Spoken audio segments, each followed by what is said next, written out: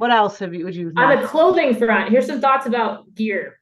Number one, if it's raining, you absolutely need to put plastic bags on your shoes at the start line to preserve your precious shoes and socks and feet.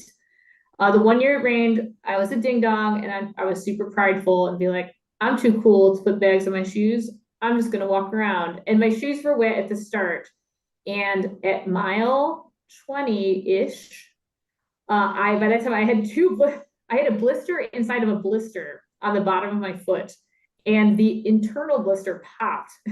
I've never thought I was going to drop out of a race until that exact moment in time, where I had to like immediately stop and be like, I don't know if I can start running again. I did, I made it, but it was not pleasant. So please preserve your shoes if it's raining by putting plastic bags on at the start, and then take them off when you actually start running. That's the goal.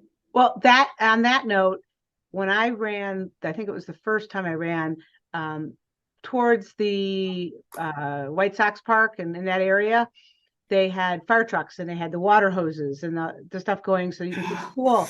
Do not run. Don't do it. I ran a little too close to the water and ended up with wet shoes, just like you said.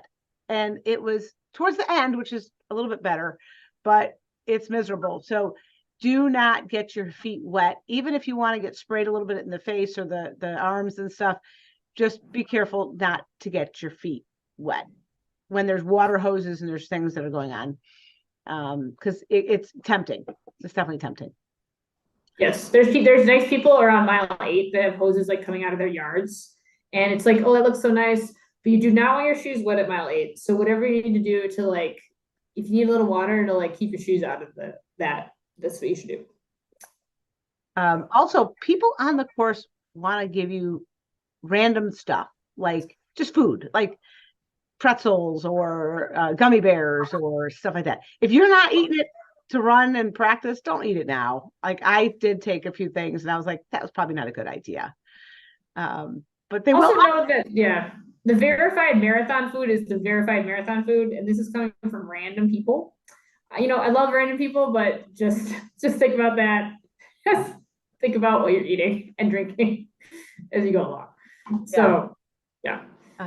Well, these are our tips. Do you have any last minute tips? Anything? So my most serious tip. Okay. So maybe my most serious tip is number one: never stop praying, because things go bad once you stop praying, which goes line in line with do not consciously mentally unengage. So I have done that before, where I have just checked out. I have decided, like, I have made a conscious decision to check out. Don't do it. Check in, keep praying, and don't mentally give up, even if you're having a terrible race. It'll make everything go better. Yeah. And I have been at the end of the marathon. I'm a 6:15 and a 5:45, so I'm not speedy. And I have walked people in after the 6.5 hour mark. People make it. You will make it. No matter what your numbers are, you will make it. Just stay the course. And there are plenty of people on the course who are there to help you make it through the gates. And the medals are there. So they're there at the end. But that's our what not to do. What not to do, which makes you learn a lot about what to do, hopefully.